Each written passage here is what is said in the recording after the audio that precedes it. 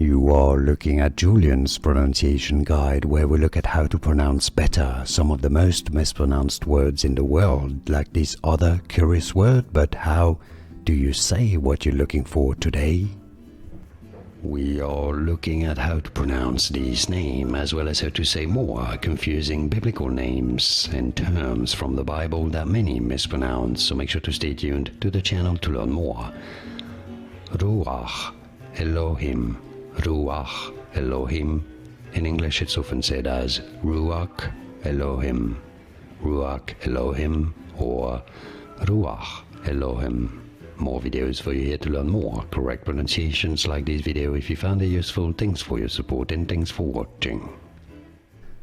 Here are more videos on how to pronounce more confusing words and names too many mispronounced. Like this video if you found it useful. I appreciate your support. I'll see you soon and thanks for watching.